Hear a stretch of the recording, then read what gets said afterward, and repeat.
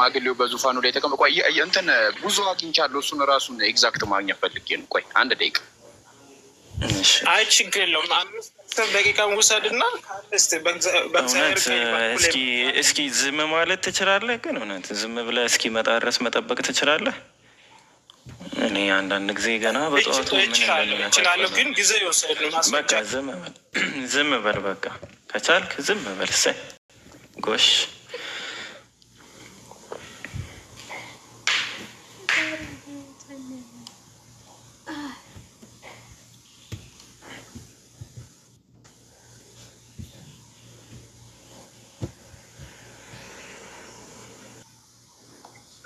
ቪዲዮ መክፈት ትችላለህ? ለሁላችንም ግልጽ እንዲሆን። አይ እንትን ይኸው አንብበው ቪዲዮ ክፈት። እኔ እንትን እቺ በጠቀጠቀ ስልኳ በኖኪያ ነው የምጠቀመው። ቲክቶክ ካሜራ የላትም። አይ ለሁላችን አንተ በኩል የሚል በእግዚአብሔር ቀኝ በኩል የሚል ካለ ለሁላችንም ግልጽ እንዲሆን እስቲ አንተ የተናገርከው ቃል እውነትም በመጽሐፍ ቅዱስ ውስጥ አለ ወይ የሚለውን ነገር ለሁላችንም ግልጽ እንዲሆን እስቲ በቪዲዮ አድርገው ወዳጃችን። እሱን አመጣልሃለሁ። አሁን ወደ ጥያቄው እንግባ። እግዚአብሔር በምኑ እንደተቀመጠ ትነግረናለህ። እኔ አሁን ኖኪያቺ ጠቅጠቋለች አይደለም፣ በሷ ነው ካሜራ የለውም። መጀመሪያ በእግዚአብሔር ቀኝ በኩል ተቀመጠ የሚል አለ ብላል። እሱን ማስረጃ አመጣልሃለሁ። መጀመሪያ ይህን መረጃ ከዛ ወደ እሱ መረጃ እኮ መጀመሪያ ይህንን አመጣለሁ ያልከው እኮ በእግዚአብሔር ቀኝ ተቀመጠ የሚል አለ ብለህ ነው። ስለዚህ እስቲ ያነበብከውን ስፍራ ብታሳየን። ኦኬ እኮ ይሄንን እንየውና እሱን እፈልግልሃለሁ።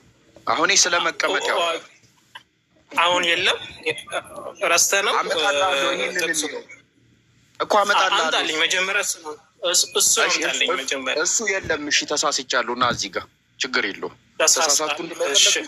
ተሳስቻለሁ፣ ይቅርታ ያልሆነ ነገር ነው ያልኩት እና እዚህ ጥቅስ ላይ ነው ዮሐንስ ላይ እንደዛ በእግዚአብሔር ቀኝ በኩል የሚል ቃል አልገባም። የለም በእግዚአብሔር ቀኝ ተቀመጠ ነው የሚል የለም። ና ወደዚህ ገባ። እሺ ችግር የለም። እሺ አሁን ምንድነው ወደ እኔ ጥያቄ እኮ ነው የምንመጣው። አሁን ጥያቄ ለመጠየቅ ነው የገባው። ስለዚህ ይህንን እናውራ። ና የትኛው ዮሐንስ ራዕይ 7:10 ምን የሚለው? አዎ በታላቅ ድምፅም እየጮኸ በዙፋኑ ላይ ለተቀመጠው ለአምላካችንና ለበጉ ማዳን ነው አሉ ይላል። በዙፋኑ ፊት የተቀመጠ አለ፣ እሱ ደግሞ አምላክ የተባለው። ከዛ ደግሞ በሁለተኛ መደብ ደግሞ በጉ አለ። በጉ ማለት ደግሞ ኢየሱስ ክርስቶስ። ይሄ በቀኝ ምናምን ያለው ያው ተካራ ላለማብዛት ነው እንጂ እስቲ በዚህቹ ስለምንጨርሰው አሁን ይህንን መልስ አለሚ እግዚአብሔር በዙፋኑ ላይ በምኑ ነው የተቀመጠው? እስከዛ ይህን እስክመልስ ያንን ልፈልግልክ። ሚውት አድርጎ ማንበብ ጀመረ ምስኪን። ስለዚህ ይህንን ክፍል የጠቀስክበት ምክንያት ምንድን ነው? ለምንድን ነው የጠቀስከው? አምላክ በዙፋኑ ላይ በምኑ ነው የተቀመጠው? እሱ ጥያቄ ነው። በቃ እሱ ያንን ጥያቄ ያዝና መጀመሪያ የገባሁበትን ጥያቄ መልስና ከመለስክ በኋላ አንድ ጥያቄ ብቻ ነው የምጠይቃችሁ። ከዛ በኋላ ያንን ጥያቄ ትጠይቁኛላችሁ ብያለሁ። እሺ ስለዚህ አንተ ዮሐንስ ራዕይ 7 ላይ ያለውን ነው የጠቀስከው የጠየቀኝ። እሺ ጥያቄ ምንድን ነው? ሰይጣን ኢብሊስ እንበለው ወይም ሰይጣን እንበለው እና በእስልምና አስተምሮት ወይም ትምህርት መሰረት ሰይጣን ወድቋል ወይም ከገነት ወይም ወድቋል እንበልና የወደቀበት ምክንያት ምንድን ነው? መውደቅ ማለት ምንድን ነው? እሺ መውደቅ የሚለው ቃል ጥያቄ ውስጥ ካስገባ ከአላህ ጋር ተጣልቷል ወይ? እሱን ግልጽ እንደሆነልህ ከአላህ ጋር ተጣልቷል ወይ? ያው እንትን ሰይጣን እንትን ብሏል፣ አላህን አልታዘዝም ስላለ በቃ ከጀነት ተባሯል ወይ ከአላህ ረህመት ወጥቷል። የቱ ጋ ነው ሰይጣን አላህ አልታዘዝም ያለው? የቱ ጋ ነው? ኦኬ የትኛውን ትእዛዝ ነው አልታዘዝም ያለው? የትኛውን ትእዛዝ ነው አልታዘዝም ያለው? እኮ እሱን እንመልስልና ወደ አንተ ጥያቄ እንገባለን። እሺ ታላቁ መረጃውን ስጠው ወይ ኡስታዝ ነው ሐኪም ስጡት መረጃው። ኦኬ ብዙ ማስረጃዎች አሉ። ለምሳሌ እኔ ክብር የሚገባኝ ነኝ። እንዴት አፈር ከአፈር የተፈጠረ ፍጥረትን ለእኔ እኔ አከብረዋለሁ ብሎ ኩራት ተሰማ። طيب انا خير منه። የቁርአን ማስረጃ ማግኘት እንችላለን። የቁርአን ማስረጃ እውነት ሱራ 18 ቁጥር 50 ላይ ለመላእክትም ለአደም ስገዱ ባልናቸው ጊዜ የሆነውን አስታውስ። ወዲያውም ሰገዱ፣ ኢብሊስ ብቻ ሲቀር ከጋኔን ጎሳ ነበር፣ ከጌታውም ትእዛዝ ወጣ ይላል።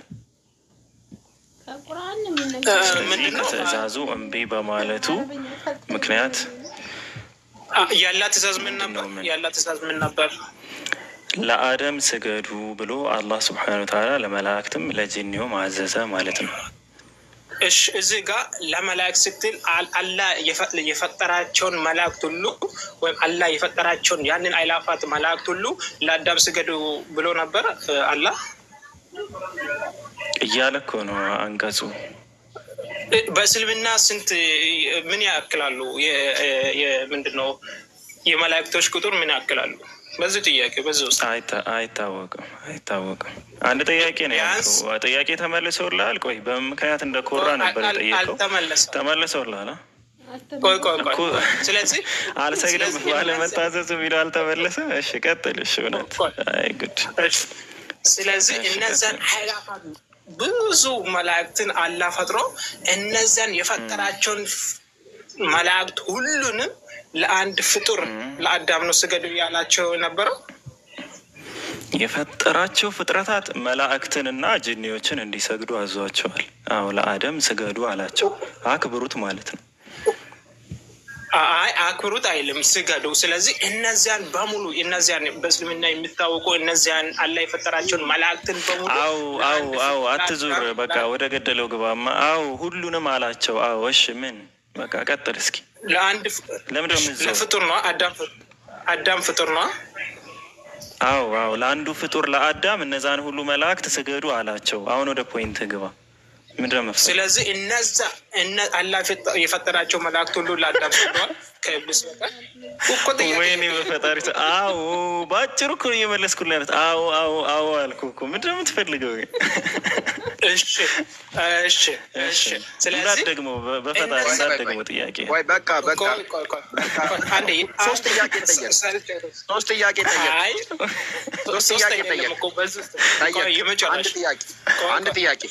አንድ ጥያቄ ጃ የመጨረሻ እያለ ነው። ቆይ እስኪ እንስማው። የመጨረሻ እያለ ነው። አንዴ ቆይ ጃ።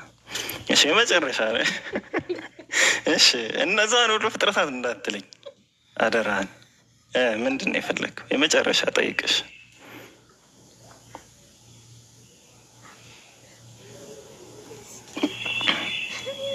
ዛሬማ እግዚአብሔር በምኑ እንደሚቀመጥ ተምረን ነው የምንወጣው ኢንሻአላህ። ሞት አታደርጉ። አንተ አትለቀውም፣ ትቀጥላላችሁ። ቀጥል። እሺ የመጨረሻ ጥያቄ እንዳትደግመው፣ እስካሁን የጠየቀው እንዳትደግመው። እሺ ሞት እንዳታደርጉኝ አለ። እሺ ሞት አናርግ። የሚገድልም ያው የሚያደርግም አላህ ነው። እሺ ስለዚህ አላህ የፈጠራቸው እነዚያን መላእክቶች በሙሉ ለአንድ ፍጡር ለአዳም ሲገዱ። ቆይ ኧረ እባክህ በማለት ትግባ። ቆይ ለምንድን ነው የምትገባው? ስለዚህ እነዚያን መላእክቶች አትድገመው አልኩህ እኮ። በቃ እሱን መለስኩልህ እኮ። አትድገመው አልኩህ። ታላቁ ቀጥል። እሺ ጃ ቀጥል። እሺ ምንድን ነው ጥያቄን በሳቅ እንትን አድርጋችሁ ባታሳልፉ ባደብቁ መልካም ነው። ችግር የለው፣ መሳቅ ጥሩ ነው። ስለዚህ አላህ እነዚያን የፈጠራቸውን አስቡት። አላህ የፈጠራቸውን መላእክት ሁሉ ለአንድ ፍጡር ስገደው እሺ እንበለው ስገደው አለና ሁሉም መላእክቶች ለአዳም ሰገዱ፣ ኢብሊስ ብቻ ሲቀር ይላል። ስለዚህ ኢብሊስ ለአዳም አልሰግድም በማለቱ ነው ለአዳም አልሰግድም። ምክንያቱም እሱ ፍጡር ነው፣ መስገድ አለብኝ ለአንተ እንጂ ለአዳም ለፍጡር መስገድ የለብኝም በማለቱ ነው አላህ ካላህ ጋር የተጣላው። እስኪ ኖ አይ ቆይ ጃ ቆይ አይ እንደዛ አይደለም ያለው እኮ ጃ። እሱ አውቆ ምን አለ? ለአንተ ብቻ ነው የምሰግድ ለፍጡር አልሰግድም በማለቱ ነው። የት ነው እንደዛ የሚለው? እስኪ አምጣ እንደዛ የሚለው።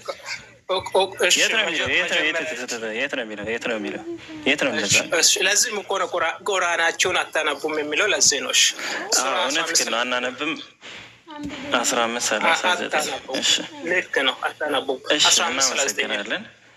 እሺ ቆይ፣ አረ ሰውዬ ተረጋጋ። የት ነው የምትሮጠው ግን? 15:39 ኢብሊስ አለ ጌታዬ ሆይ እኔም በማጥመም ይሁንብኝ ለእነርሱ በምድር ላይ ኃጢአትን እዚህ ጋር አቤት 39 አልከኛ ሞት አታድርጉኝ። ኢብሊስ ጌታዬ ሆይ ያለው ማንን ነው? አላህን ነው። ጌትነቱንማ መች ክዶ ያውቅና። ስለዚህ ጌትነቱን አልካደም ኢብሊስ። ጌታዬ ሆይ ስል ምን እያለ ነው? አላህን ጌታዬ ሆይ ጌታዬ እያለ ፈጣሪ እያለ ነው። ፈጣሪ ጌታዬ እያለ ነው። ፈጣሪ ሲል ለሱ እንደሚገዛ እየተናገረ ነው ወይስ አይደለም? አይደለም። ፈጣሪ ሲል ስለመገዛት ያወራል። ስለመገዛት ያወራል። ፈጣሪ ሲል አንተ አማልክት እንትን አጋንንት አምላክን ያውቁ የለ? ቆይ አንተ አላህን ፈጣሪ ስትል ለአላህ እንደምትገዛ እየተናገርክ ነው ወይስ አይደለም? አይደለም። አላህን የፈጠረኝ እያልኩ ነው። ለአላህ እገዛለሁ ማለት ሌላ፣ የፈጠረኝ እሱ ነው ማለት ሌላ። ምንድን ነው የምታወራው እኮ? የፈጠረኝ አለ ስትል ወይም አላህ ጌታ ስትል ለአላህ ይገዛለሁ እያልክ አይደል?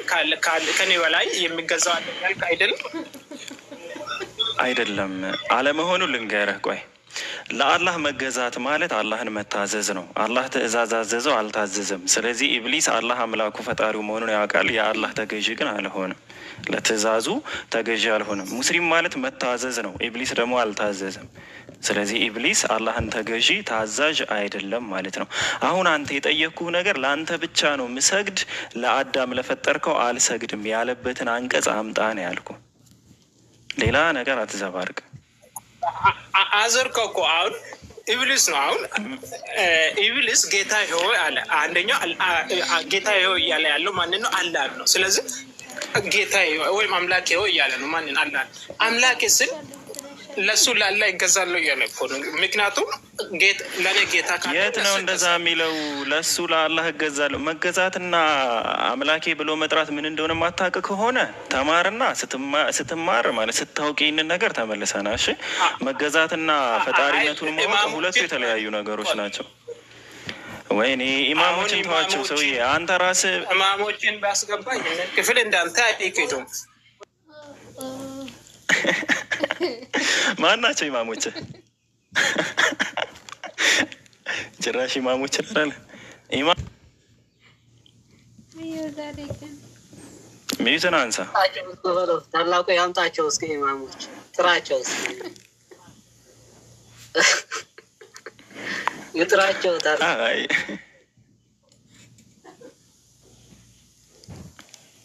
ለእኔ ጥያቄ እውነት ነው። አኪዳል ይህንን ክፍል በግልጽ ነው የካድከው። ክደናል። እውነት ነው።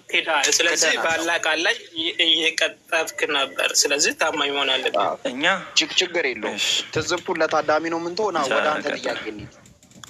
ወደ አንተ ጥያቄ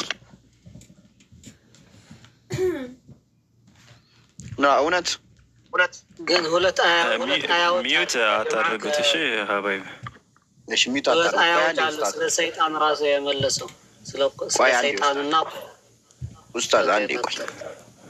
እውነት ማይክን አንሳ።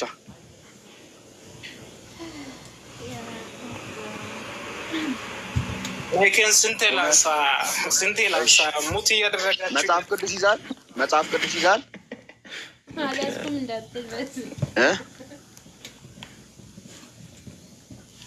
ቅዱስ ይዛል ወይ? እሺ ኮመንት ላይ መጽሐፈ ዜና መዋዕል ካህል ምዕራፍ 18 ቁጥር 18 ላይ ለጥፉ። መጽሐፈ ዜና መዋዕል ካህል ምዕራፍ 18 እሱን ለጥፉ። መጽሐፈ ዜና መዋዕል ያው ካህል 18 ይሄ እንትን ኦኬ 66 ላይ ነው ያለው። እሺ እውነት እባክህን ማይክን አንሳ። ስንት አልከኝ? እዛ መጽሐፈ ዜና መዋዕል ዜና መዋዕል 18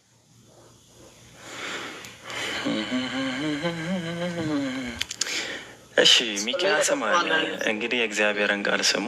እግዚአብሔር በዙፋኑ ተቀምጦ የሰማይም ሰራዊት ሁሉ በቀኙና በግራው ቆመው አየሁ።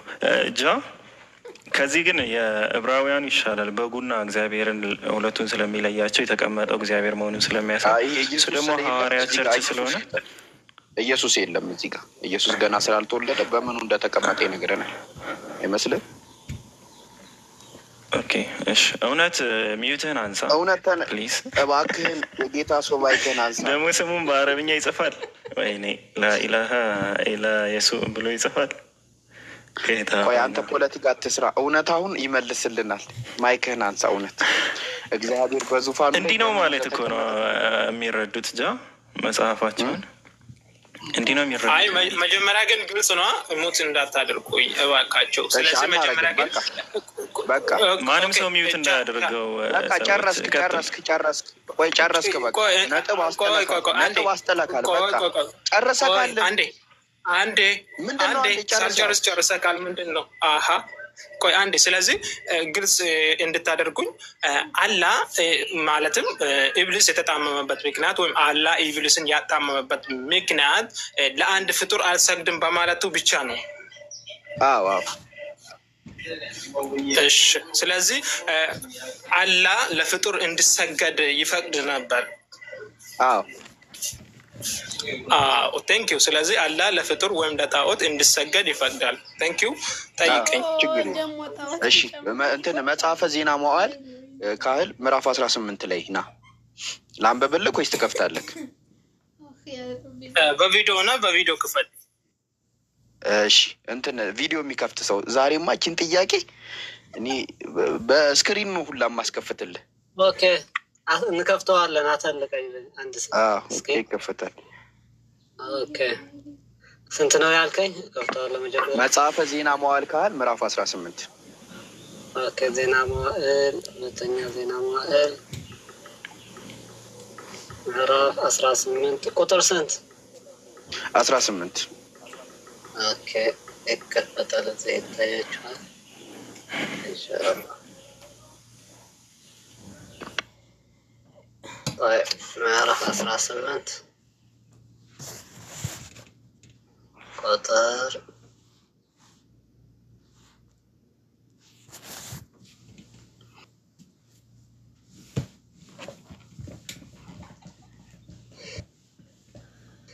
ቁጥር 18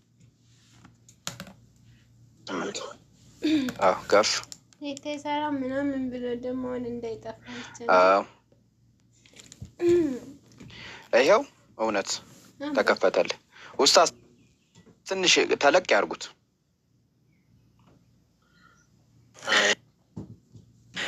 ካሜራውን ቀረባ አድርገው ኡስታዝ። አይተልቅ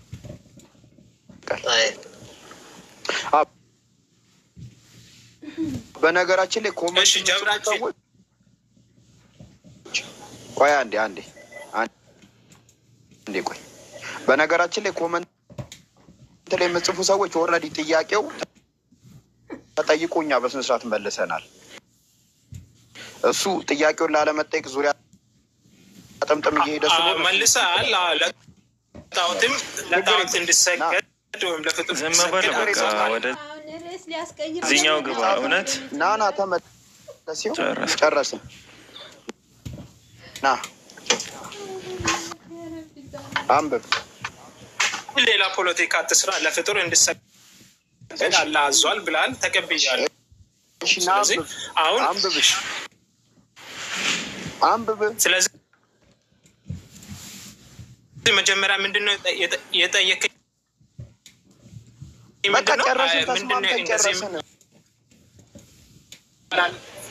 ጨረስን እኮ ያንን ክፍል ጨርሰናል እኮ። ና ወደዚህ ነው አንብብ።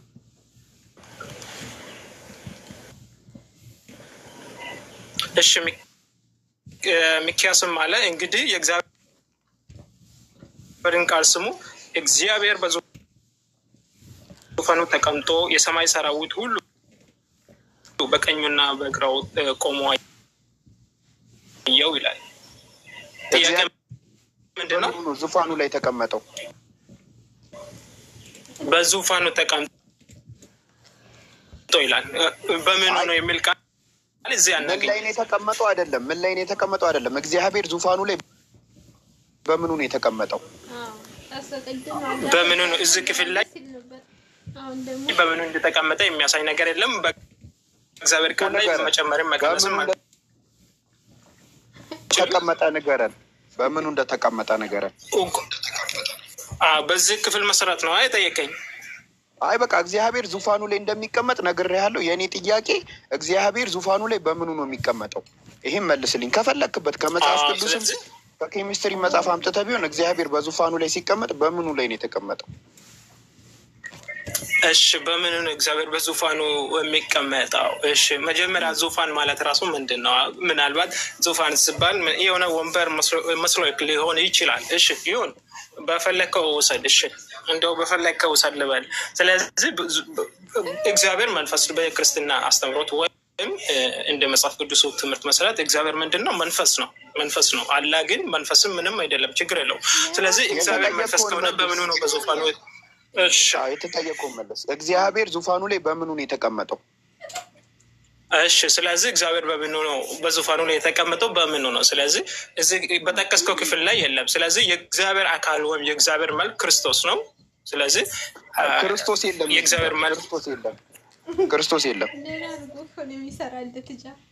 እሺ እዚህ በክፍሉ መሰረት ከሆነ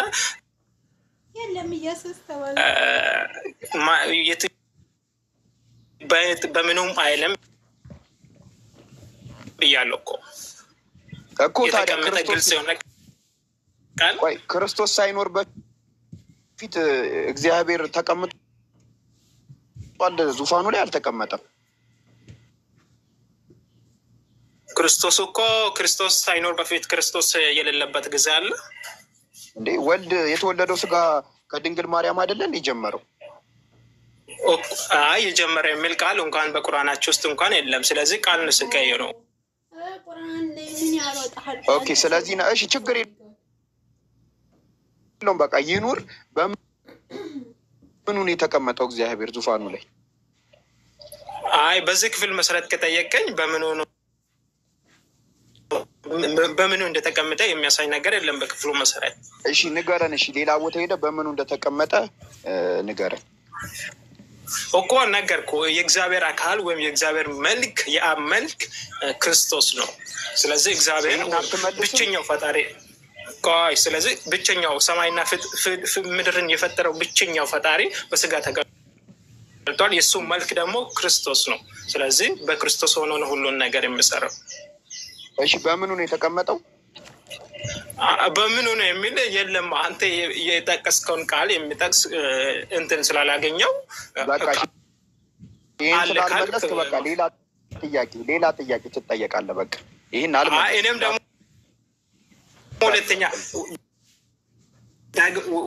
ጥያቄ አልመለስክም። መጀመሪያ ለመጠየቅ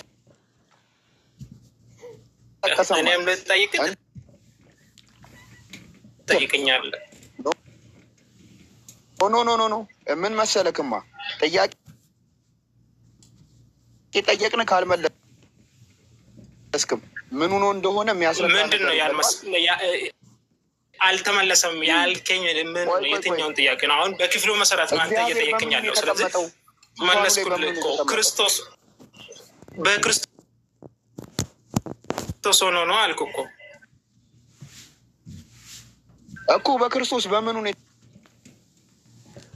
የተቀመጠው? መጀመሪያ ላይ ማለት ነው የተቀመጠው ምንድን ነው? በምኑ ነው አላዳመጣችሁትም ማለት ምኑ ተቀመጠ የሚል የለም። ወንበር ላይ ስቀመጥ እኔ በጭንቅላቴ አልቀመጥም ወይ በእግሬ በቂጤ ነው የምቀመጠው ስቀመጥ ማለት ነው። ገባክ አይደለ?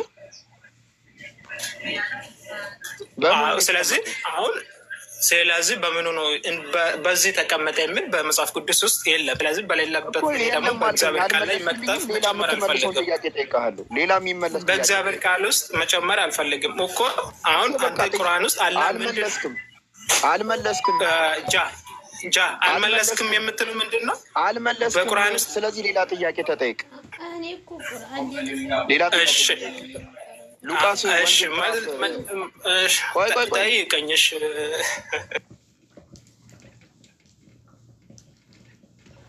ችግር የለውም። ሉቃስ ወንጌል ምዕራፍ 22 ቁጥር 41 ክፈተው። አንተም ደግሞ ሁለተኛ ጥያቄ ደግሞ ትቀበላለህ። ጥያቄውን ያመጣው እሱ ራሱ ነው። ቀጣይ ጥያቄ ጠየቅ፣ ከዛ መለስንልክ። አሁን ሉቃስ ወንጌል ምዕራፍ 22 ቁጥር 42 ላይ ብትፈቅድ ይቺ ጽዋ ከኔ ውሰድ፣ ነገር ግን የእኔ ፍቃድ አይሁን። ቆይ 41 ላይ ከነርሱም የድንጋይ ውርወራ የሚያክል ራቀ፣ ተንበርክኮ አባት ሆይ ብትፈቅድ ይቺ ጽዋ ከኔ ውሰድ፣ ነገር ግን የእኔ ፍቃድ አይሁን ያንተ እንጂ እያለ ይጸልይ ነበረ አለ። አሁን እዚህ ጋር ጥያቄ ምንድን ነው? አብ ነው እዚህ ጋር ተንበርክኮ ሲጸልይ የነበረው? አባቶ የሚል ቃል እያየ እንዴት ነው አብ እኮ እየጸለየ ያለው ትላለህ? እሺ እዚህ ጋር ማን ነው የሚጸልየው? ማን ነው ይላል? ክፍሉ ማን ነው ይላል? እኮ ነገር አባት ያለው ልጅ ነው እኮ። እሺ ወልድ። ኦኬ አብስ እየጸለየ አልነበረም? የለም አንተ የምትለው ክፍሉ ላይ አብ እየጸለየ ነበር የሚል ካለ አሳየኝ። ኦኬ ስለዚህ ወልድ ማን ነው? የትኛው ጥያቄ ምንድን ነው? አሁን ወልድ ማን ነው? እየጸለየ ያለው ማን ነው? ጥያቄክ ምንድን ነው? እኔ አሁን ጥያቄ ምን መሰለክማ፣ አሁን እዚህ ጋር አብ እየጸለየ ነው ስልክ አብ እየጸለየ አይደለም አልከኝ፣ ወልድ ነው እየጸለየ አልከኝ። አብ እዚህ ጋር ምን እያደረገ ነበር? ጸሎት እየተቀበለ ነበር? ጥያቄክ ምንድን ነው? አሁን ጥያቄ ያንተ ስፔሲፊክ የሆነ ጥያቄክ ምንድን ነው? ጥያቄ ምን መሰለክማ፣ አንተ እዚህ ጋር ተንበርክኮ የሚጸልየውን አካል አብም ወልድም ነው ብለህ ታምናለክ። ኦንሊ ጂሰስ አይደለክ?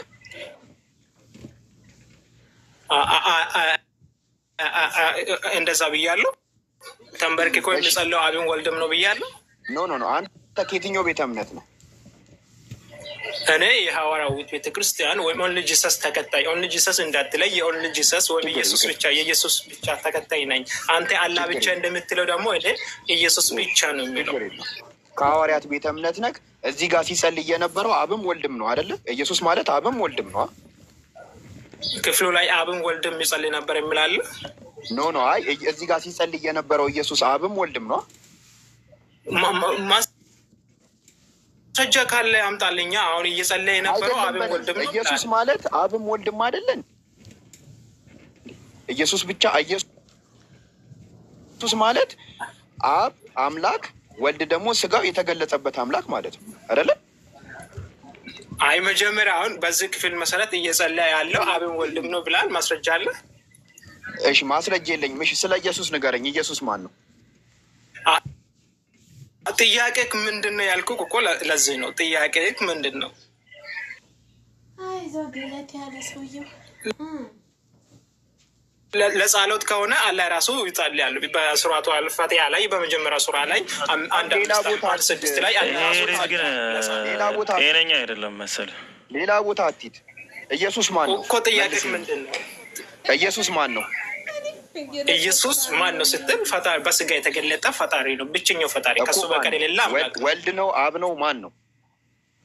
እሺ በማንነቱ ወይም ማን ነው ብትል እግዚአብሔር ነው እኮ። አብ ነው? ወልድ ነው እኮ። ከአብ በቀር እግዚአብሔር አለ